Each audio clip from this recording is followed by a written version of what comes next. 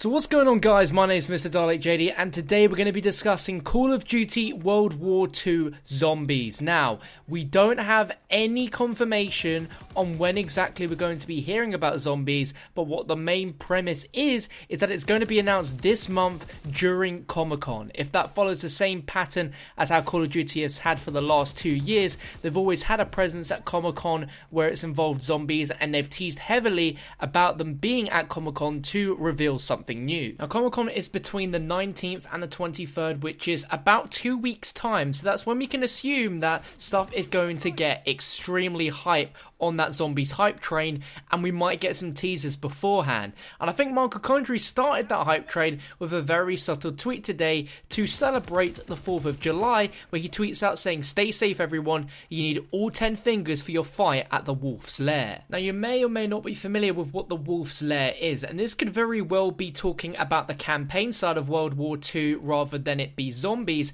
but I feel it is a direct reference to zombies and the first small teaser as to what locations we could expect to be playing in, if it's just one set zombies map or a real big experience spanning over multiple locations. Now, before I directly explain what Wolf's Lair is, I'm going to explain the very few teasers we've had directly related to zombies so far from World War II, which came mid-April when the game was revealed and Call of Duty and Sledgehammer released that teaser website. We got a dossier which contained 2 images. One was a portrait of a young man, Raphael, and a few sheets of old paper which contains an image of Frederick Barbarossa, who was the Holy Roman Emperor from 1155 until his death. Now, many historians consider him among the Holy Roman Empire's greatest medieval emperors. Not only did historians think that, but also Nazi Germany, as on the 22nd of June 1941, Operation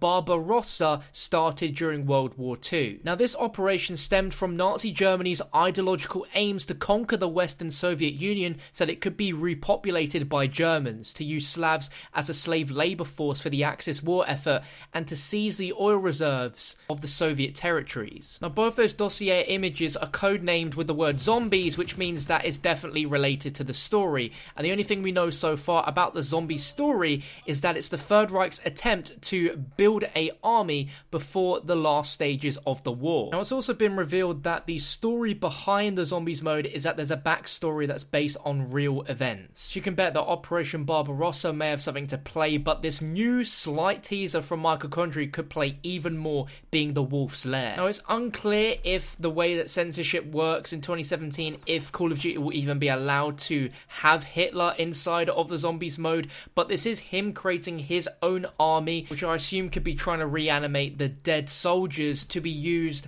in the last efforts of the war. But the Wolf's Lair specifically is what Hitler called as his headquarters complex. Now, the Wolf's Lair was the largest of Hitler's field headquarters, and he spent more time there during World War II than at any other command site. Now, as far as locations are concerned, when it comes to the zombies mode, we know practically nothing, but this could be one location that we may see via actually in-game or maybe in cutscenes or something like that. But the reason why he chose the Wolf's Lair specifically is that it was in a densely wooded area, ideal for camouflage from aerial reconnaissance, and located behind a string of lakes that would hinder any ground attack from the east. There was a rail line that ran through the middle of the site, and even though he had headquarters in the east, he spent over 800 days at his Wolf's Lair, and it was from there that the major operations on the Russian front were controlled. Now, at the height of the war, there was over 2,000 people working there, which consisted of over 80 buildings, including several heavy bunkers. Now, I'm really going to butcher the pronunciation on this, so for any German viewers, I really do apologize, but he basically broke down the area into 3 security zones, which is called Spurkris 1, Spurkris 2, and Spurkris 3. One of them was where Hitler and his closest staff lived, another was an adjacent area where support staff lived and worked, and the other was an outer security zone that surrounded the other 2, which contained defense and guard forces and flak batteries. There was also a load of landmines and anti-personnel mines which surrounded the entire area. I don't know about you, but just me describing this stuff, I could really visualize a awesome place where zombies are trying to attack and break through, and you have to defend through this gigantic area. It sounds mad, but obviously it's way too early to even think about specific stuff like that, but it does sound really cool. Now, Sledgehammer Games say this is based on real events, and the Nazis really did try to create their own super army, almost trying to reanimate the dead. There was one thing they tried to develop, which was called DIX, which is a methamphetamine-based experimental performance enhancer, which Wolf Kemper, the researcher who discovered the project, said that the aim was to use this drug to redefine the limits of human endurance. Now, the Nazis were looking into a drug being created which could provide the user with superhuman strength and a boosted sense of self-esteem.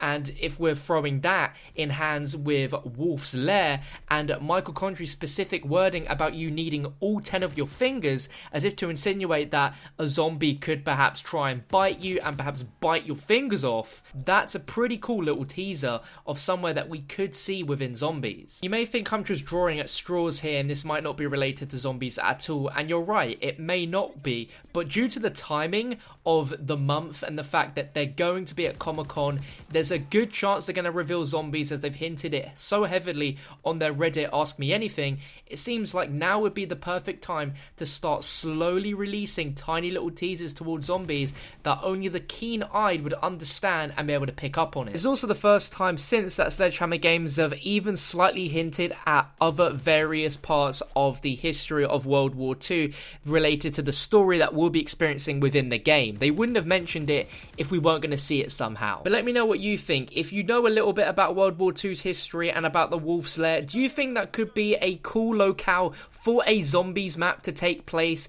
or an experience involving zombies in some way? Let me know your thoughts down below in the comments section. Thank you so much for watching, guys. Remember, tomorrow I will have early gameplay of the new IW DLC 3 zombies map, Attack of the Radioactive Thing. That will be tomorrow on my channel at 6 PM UK time, which is 10 AM Pacific time and 1 PM for those on Eastern time. So be sure to scout out the channel, make sure you're subscribed, notifications turned on, and check Twitter if you're interested to see early gameplay of the new map before it releases on Thursday. I also released my first set of merchandise yesterday, which is the Tombstone shirt. If you want to take a look at it and maybe place an order, definitely open up the description and go down to where it says my merch store. Check out the website, and if it takes your fancy, do place an order. But thank you so much for watching, guys. I hope you enjoyed, and I'll catch you tomorrow for some early gameplay.